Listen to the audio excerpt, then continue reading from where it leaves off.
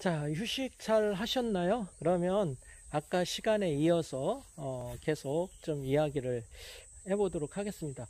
우리가 4차 산업혁명 얘기를 했는데, 어쨌든 우리가 담당하고 있는 영유아들이 좀 미래에 창의적이고 좀 미래를 선도적으로 이끌어 나갈 수 있게 하기 위해서는 우리 자체부터 좀 창의적인 교육에 대한 관심이 좀 필요하다라고 볼 수가 있습니다.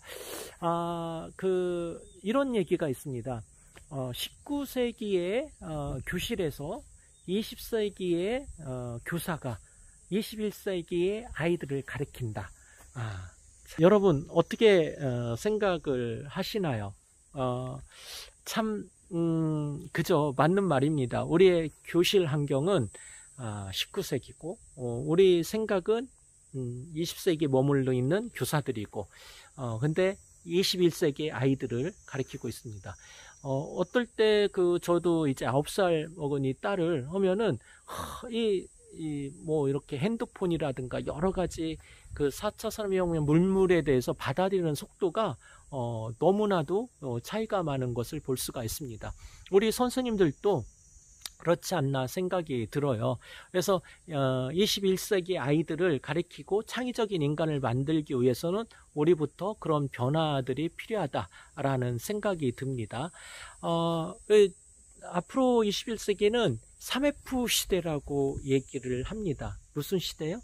3F 시대라고 하죠. 그래서 F라는 건 일단은 female, 그 다음에 fiction, 그 다음에 feeling, 이 세 가지 F가 있는데, 일단은 female은 뭐예요? 여성이라는 거죠. 여성 자체가 산업혁명 시대를 4차 산업혁명 시대에 이끌어갈 수 있는 중요한 역할을 하고 있다라는. 그 다음에 feeling, 느낌이라는 거죠. 감성. 그래서 예전엔 IQ만 높으면 어떤 성공을 했었는데, 이제 IQ만 높아서는 되지 않고 감성, GQ, 뭐 EQ, 뭐 이런 부분들이 높아야 좀 성공할 수 있다라고 이렇게 얘기를 합니다. 그리고 하나는 픽션, 상상력이라는 거죠. 그래서 상상력 있는 창조력인 이런 교육을 우리가 해야 아이들이 21세기를 이끌어가는 연재상으로 만들어낼 수 있다라고 얘기를 합니다.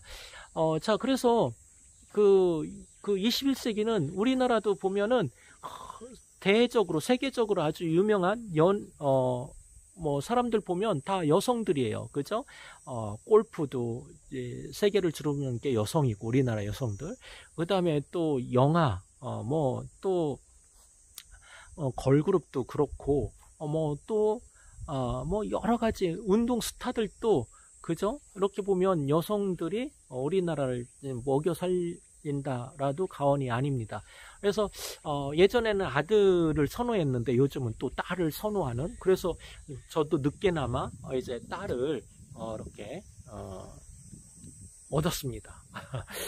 그래서 이제 성공한 인생이다라고 볼 수가 있는데, 아들 둘을 낳으면은 어디서 죽느냐?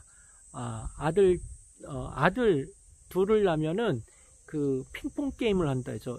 작은 아들 집에 가면 큰 아들 집에 가라고, 큰 아들 집에 그러면 작은 아들 집에 왔다 갔다 해가지고 객사에서 죽는다고 합니다. 그리고 아들 하나 나면은 어디서 죽어요? 아들 하나 나면은 골방에서 그죠? 죽는다고 합니다. 근데 딸을 가진 사람은 어디서 죽느냐? 주방에서 죽는다고 하죠. 이 딸이 맨날 설거지를 시켜서. 그래도 아들들보다는 딸이 이제 그나마 주방에서 죽기 때문에 딸 가진 부모들이 좀 행복하게 죽지 않을까라는 생각이 듭니다. 자, 우리가 아까 3F 얘기를 했는데,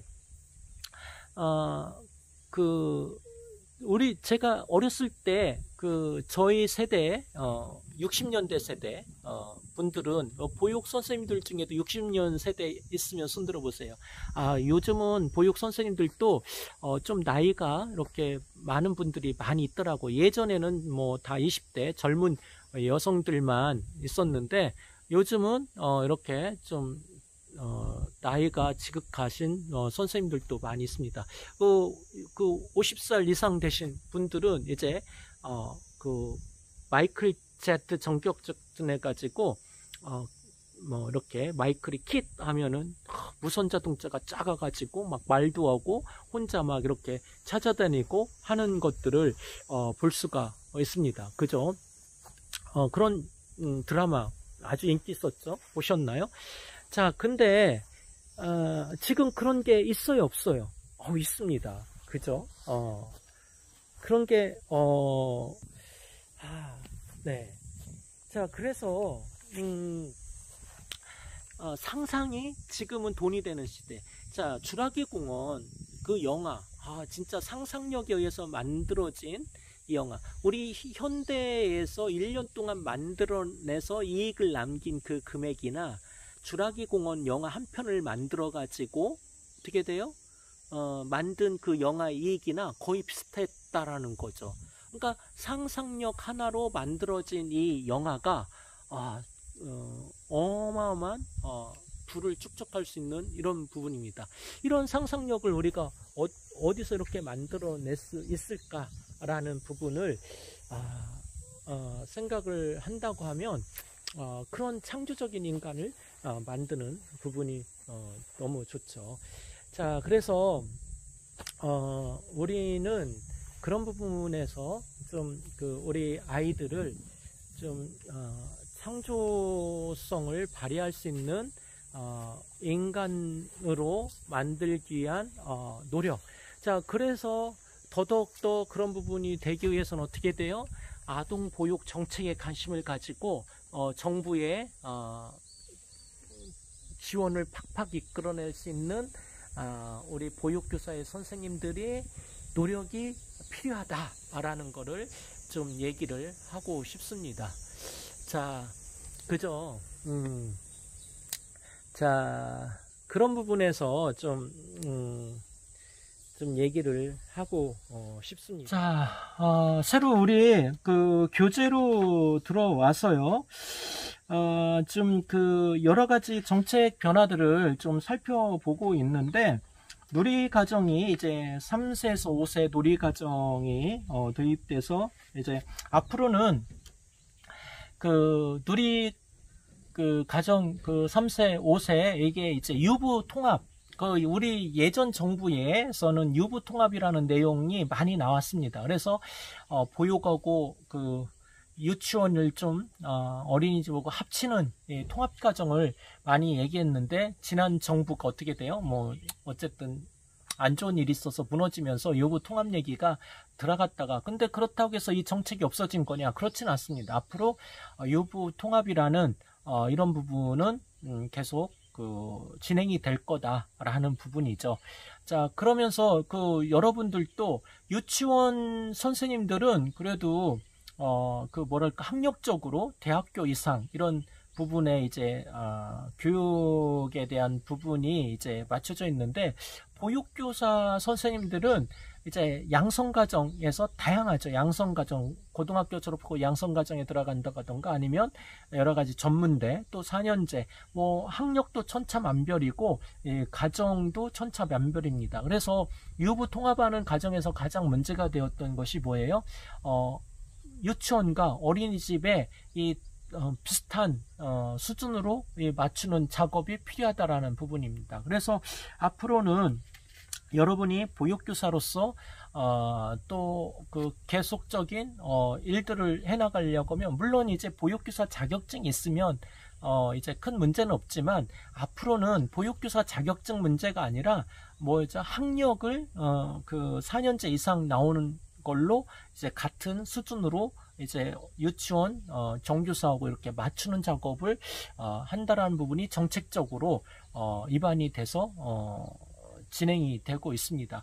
자, 그래서 보육교사를 가지고 보육교사 역할을 할 수가 있습니다. 근데 요즘은 이제 국공립으로 많이 전환을 시키잖아요. 앞으로 현 정부에서는 국공립으로 민간 어린이집을 이제 국공립으로 많이 전환시키고 전체 보육을 이제 한 40% 이상을 이제 40% 육박하도록 민간을 국공립으로 전환시키겠다라고 이런 공약 정책을 마련을 했는데요. 그럴 때 국공립으로 전환을 할 때 그 전제 조건이 뭐냐?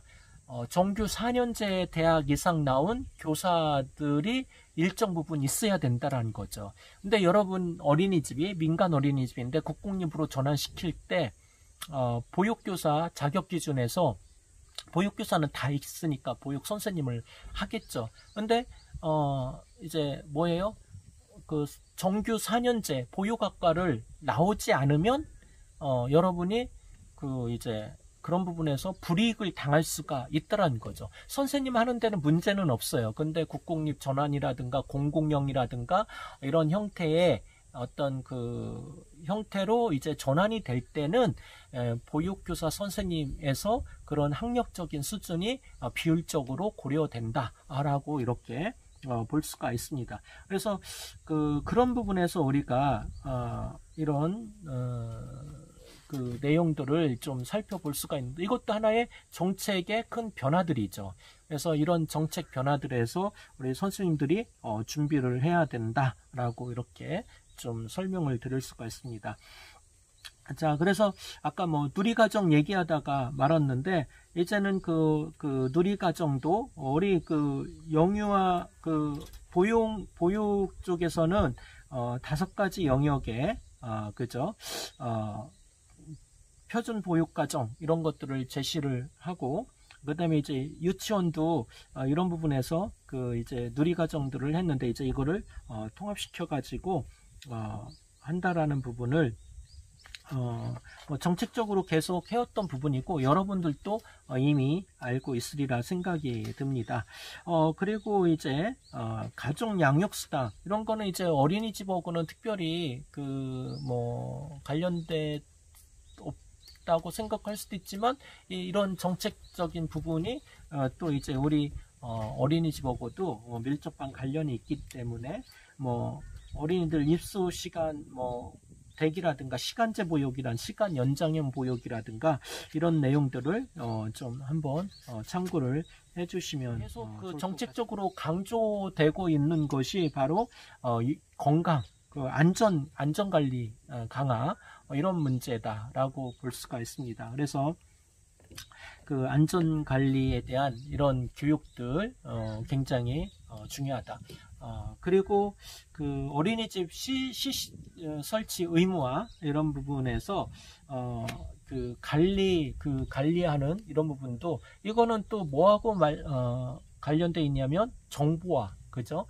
개인정보 보호법하고도 밀접하게 관련이 되어 있습니다. 그래서 한 가지 팁을 드린다고 하면은 우리가 CCTV를 그 이제 어린이 그 아동들의 문제가 발생을 했다. 그럼 부모 엄마들이 막 쫓아와 가지고 CCTV를 먼저 막 확인을 하려고 합니다. 근데 엄마가 열받아서 쫓아왔다고 지금 보자고 하면 보여주면 돼요? 안 돼요? 안 됩니다. 당연히 안 되죠. 법적으로 정보보호법에 의해 가지고 이제 그렇게 이제 요구를 하면은 10일 이내에 이제 그거를 언제 어디서 보겠다라는 거를 통보를 하게 되어 있습니다. 그래서 통보 후에 그런 절차를 거쳐 가지고 CCTV를 보여주고 해야지 지금 막 열받았다고 해서 보자고 한다고 막 보여주면 정보보호법에 다 위반이 됩니다. 그래서 이런 그 부분에 이제 법적인 부분에서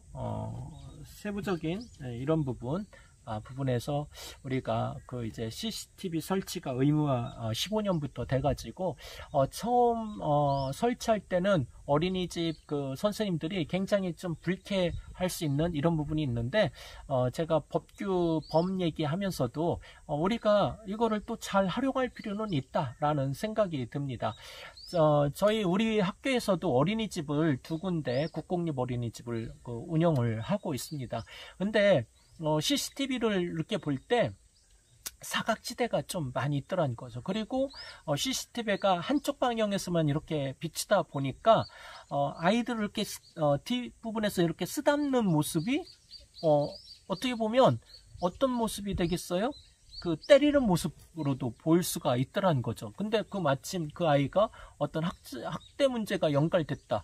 그러면은 예쁘다고 쓰다듬는 모습이 때리는 행위가라고 이렇게 판단할 수도 있는, 그래서 한쪽 방향, 뒷방향성은 보이지 말고 앞쪽 방향에서도 CCTV가 설치가 되어 있다고 하면 그 모습을 더 명확하게 좀 확인해 볼 수 있는 이런 부분도 있습니다. 그래서 이항 CCTV를 설치하고 운영할 때는 우리를 감시한다 그런 부분에서 보다는 이거를 더 안전하게 서로들 안전을 위해서 좀 활용하는 측면에서 또 더 그 사각지대 없애고 더 명확하게 체크할 수 있는 이런 부분으로 활용을 하는 게 어떨까라는, 이미 법제화돼서 설치가 되어 있다면 그런 부분에서도 우리가 역으로 좀 생각할 수 있는 부분이 있다라는 생각이 듭니다.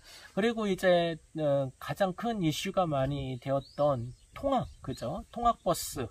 그래서 그 통학 차량에 대한 안전관리 이런 부분이 지금 이제 아이들이 이제 자고 있는데 그 관리하는 선생님들이 잊어버리고 잠자다가 좀 안타까운 목숨을 잃는 이런 그 뉴스가 간혹 나오는데, 그래서 요즘은 뭐 그 어린이집 이렇게 아이가 자고 있으면 문이 닫히면은 살려주세요 막 이런 그 소리도 나게 하고 굉장히 많은 발전들을 해 나가는데, 그럼에도 불구하고 간혹가다 이런 사건을 나오는 것을 볼 수가 있습니다. 그래서 우리가 이런 안전관리는 요즘 굉장히 너무나도 크게 부각되는 이슈이기 때문에 우리 스스로 이런 부분에서 더 철저히 해야 된다라고 이렇게 볼 수가 있겠습니다. 자, 그래서 이런 부분에서 좀 있고, 우리가 또 그 정책, 최근에 보육 정책의 그 변화 중에 하나가 국공립으로의 학충이다라고 볼 수가 있습니다. 국공립 어린이집, 공공형, 뭐 또 이제 서울시는 서울형, 뭐 인천은 인천형, 뭐 형태로 그런 이제 지자체별로 또 이런 어린이집이 이제 국공립화되는 이런 부분으로 많이 합중이 되고 있습니다. 뭐 정책적으로 국공립을 뭐 40%까지 끌어올린다라는 이런 그 현 정부의 정책이 있기 때문에 그런 측면에서 앞으로는 계속 더 급속도로 전환이 될 거라 생각이 듭니다. 그러면서 이제 그 문제는 민간 어린이집이 굉장히 위축이 될 수 있다. 국공립으로 전환되면은 물론 좋은 점도 많이 있어요. 예산상으로 안정적으로 또 정부 지원을 받아서 운영을 하기 때문에 그런 측면에서는 많이 좀 이렇게 믿고, 뭐 부모님들 믿고 신뢰한 부분을 이제 민간보다는 국공립에서 더 많이 찾을 수 있지만, 그렇다고 꼭 국공립이 더 좋다라고 볼 수는 없어요. 서비스라는 거는 민간이 더 어떻게 보면 더 탄력적으로 서비스를 줄 수 있는 게 더 민간이에요. 근데 민간의 문제점은 정부에서 뭐 이렇게 좀 뭐랄까요, 국공립하고 차별 없이 같은 어떤 정책 지원을 해야 되는데, 똑같은 어린이집에도 불구하고 민간은 지원을 좀 덜하고 국공립은 많이 하기 때문에 그런 차별적인 문제도 있다라고 이렇게 볼 수가 있습니다. 민간은 이제 본인이 개인 돈을 투자했기 때문에 그런 부분에서 이익에 대한 이런 부분을 또 뭐 어쨌든 생각할 수밖에 없는 또 경영상의 부분으로 또 접근해 나갈 수밖에 없습니다. 근데 이제 어쨌든 민간 어린이집 여러분 이제 보육 선생님들이 앞으로 원장님 되고자 한다고 하면 민간 어린이집이라는 부분에서 이제 앞으로 민간 어린이집은 설탕이 많이 줄어들지 않을까. 그리고 뭐 그럼에도 불구하고 민간 어린이집을 하시려고 하는 분들은 이런 부분에서 좀 철저하게 경영윤리적인 경영적인 측면에서 접근, 물론 이제 경영은 기본적으로 해야 되겠죠. 근데 또 휴먼 서비스라는 그런 측면에서도 같이 고려가 돼야 된다라는 생각이 듭니다. 근데 어쨌든 앞으로의 정책 방향은 어떻게 돼요? 국공립으로 확대가 되기 때문에 여러분이 이제 국공립 원장으로 설 자리가 많이 있을 거라 생각이 듭니다. 자, 그렇다고 하면은, 자, 이 국공립 원장이라든가 또 보육교사라든가 이렇게 갈 때는 아까 얘기 또 제가 언급을 했었던 부분인데, 어쨌든 국공립이나 이런 부분으로 전환하고 내가 설려고 하면은 무슨 문제냐? 결국 이제 자격증에 대한 자격 관리가 강화되었다라는 측면이죠.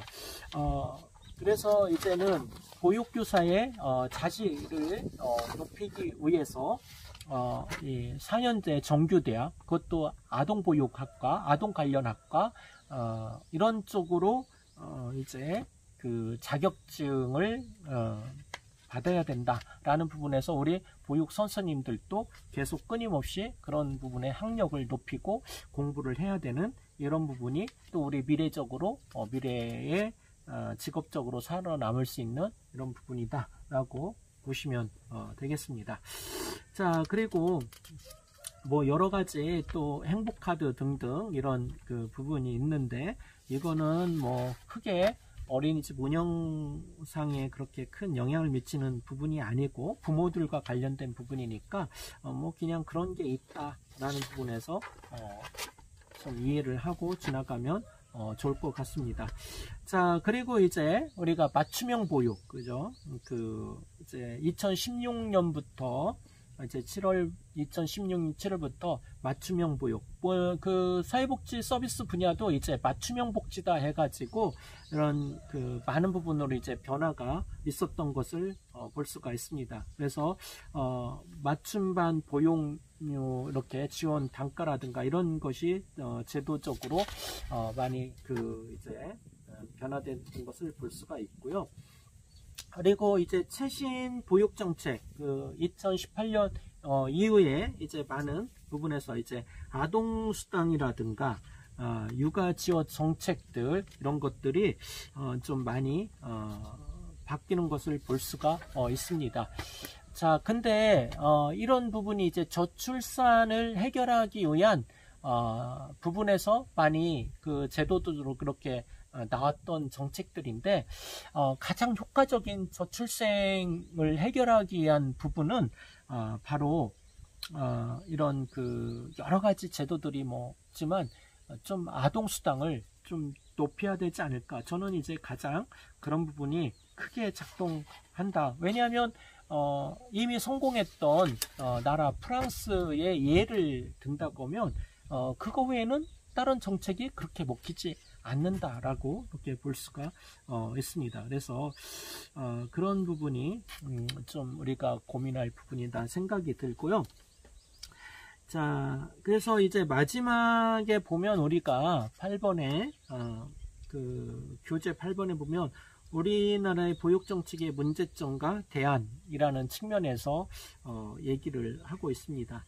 자, 그래서 이 교육 서비스 공급 주체 문제, 그래서 아까도 얘기했지만 국공립을 많이 전환시키는 부분으로 있는데, 현재 이제 민간 어린이집, 특히 이제 가정 어린이집이 굉장히 많이 있습니다. 그래서 전체적으로 이제 85%를 차지하고 있는데, 물론 정부에서 이런 부분에서 많이 공급 주체를 이제 국공립화 한다라는 이런 부분이 우리 정책으로 계속 반영되고 있고 확대되고 있다라고 보시면 되겠습니다. 그래서 지금 굉장히 많이 우리 주변에 어린이집들이 국공립으로 전환이 되고 있다. 선제적으로 이 문재인 정부 들어서면서 굉장히 많이 투자를 하고 있고 강한 정책적 의지를 가지고 드라이브를 걸고 있다, 이렇게 판단이 됩니다.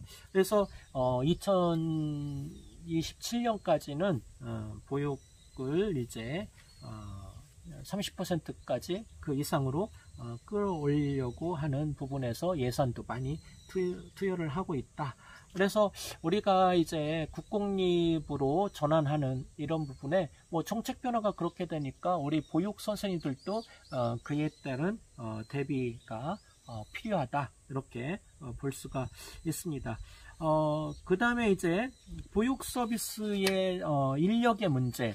자, 이 대인 서비스, 보육 서비스에 대한 부분에서 많이 그 제도들이 좀 바뀌고 있습니다. 자, 그래서 그 보육교사의 서비스 질에 대한 이런 부분에서 굉장히 많이 또 신분에 대한 변화들, 이런 부분들이 처우라든가 처우 개선 문제 많이 올라가고 있습니다. 보육 예전에 그 제가 사회복지사 할 때 90년대, 80년대, 90년대죠. 90년대 보면은 사회복지사들끼리 결혼하면 수급자가 된다, 이런 말이 있었습니다. 그러니까 사회복지사 월급이 굉장히, 저도 이제 졸업을 하고 91년 뭐 94년 정도 이제 군대 갔다 와서 취업을 보육원, 이제 보육원 고아원이죠, 했는데 거의 월급이 한 4, 50만 원 정도, 거기다가 이제 여러 가지 보너스 받으면 70만 원 정도. 물론 이제 예전 뭐 10년 일이라 가늠이 안 되지만, 그때 당시 이제 뭐 중소기업 다니는 사람들은 뭐 150만 원, 뭐 대기업 다니는 사람은 뭐 그 이상 이렇게 받았습니다. 똑같은 4년제 대학을 나오고 일을 하는데 그 사회복지 분야는 70만 원. 그러니까 일반 그 직종보다도 급여가 많이 적었죠. 그래서 사회복지사들끼리 결혼하면 뭐가 된다? 수급자가 된다라는 말이 있습니다. 근데 그거보다 더 급여가 작았던 분들이 누구냐? 바로 보육교사였었습니다. 그래서 사회복지사보다도 월급이 굉장히 더 적은, 굉장히 열악한 시대에 시절이 있었습니다. 근데 지금은 오히려 사회복지사보다도 보육교사의 월급이 좀 많이 좀 비슷하거나 그 이상으로 올라간 것을 볼 수가 있습니다. 그런 측면에서 사회복지사 입장에서는 좀 안타깝지만, 그러나 보육교사 선생님들의 급여가 올라간다는 부분에서는 굉장히 환영하고요. 그럼에도 불구하고 많이 올라갔음에도 불구하고 여전히 급여 수준이 일반 직종에 비해서는 굉장히 낮다. 그래서 이 보육 인력에 대한 이런 그 부분에서 굉장히 왜 이렇게 선생님들이 그 보육교사 급여가 작느냐라는 부분. 그러니까 이제 뭐 급여가 작으면 더 이렇게, 물론 우리 사명감을 저기 하는 건 아니고 급여가 작고 근무 환경이 열악하면 더 좋은 분들이 진입하는데 장애가 될 수 있죠. 그렇다고 여러분이 뭐 낮고 수준이 낮고 이런 걸 보육교사가 낮다 그런 걸 폄하하는 게 아니라 더 좋은 환경이 돼야 더 좋은 분들이 더 많이 들어가고 더 많이 들어올 수 있는 여건이 될 수 있다는 거죠. 그렇기 때문에 우리는 사명감으로 지금 있는데, 이제는 사명감으로 너 사명감을 가지고 일해, 이렇게 할 수는 없다는 거죠.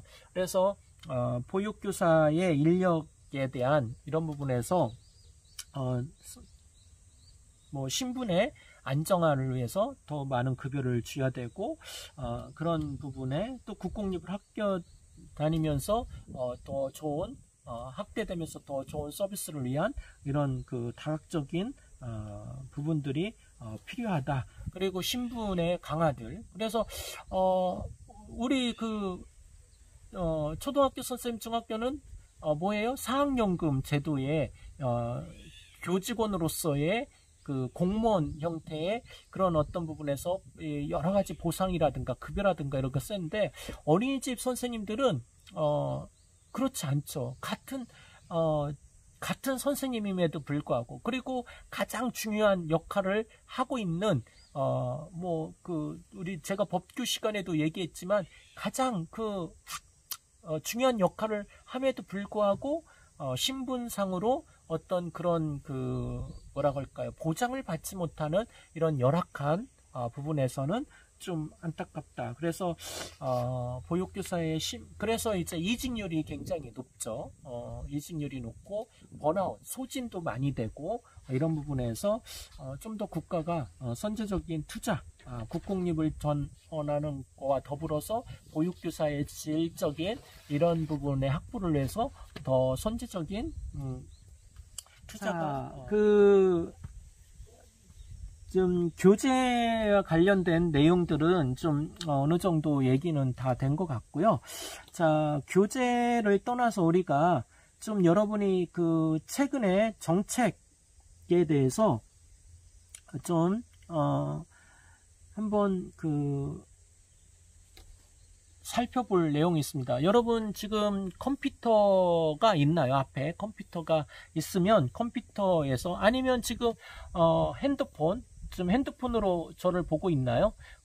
뭐 저만 보지 마시고 좀 나가시고, 그렇다고 아예 이 방송을 나가시면 안 되고 저를 목소리는 듣고 이 복지로 컴퓨터가 있는 분들은 웹상에서 복지로로 검색을 하시고요. 또 컴퓨터가 없는 분들은 핸드폰으로 이제 플레이스토어에서 복지로라는 웹을 다운을 받아주시면 좋을 것 같습니다. 그래서 한번 받아주시고요. 받는 동안에 우리가 이제 저출산하고 가장 심각한 것이 이제 고령에 대한 문제죠. 그래서 이 고령과 관련된 좀 재밌는 내용들이 많이 있는데, 요즘은 이렇게 바자회가 열리면 집에 쓸데없는 옷가지나 뭐 물건들을 가지고 오세요 하면은 이제 그래서 이 바자회 때 오면은 누구를 많이 데리고 오냐, 할머니들이 할아버지를 이렇게 손잡고 끌고 많이 온다고 합니다. 네, 이거 좀 우스갯소리인데 별로 반응이 없는 것 같아요. 네, 손잡고 누굴 끌고 온다고요? 할아버지. 네, 쓸모없는 물건을 이제 할아버지 참 그죠?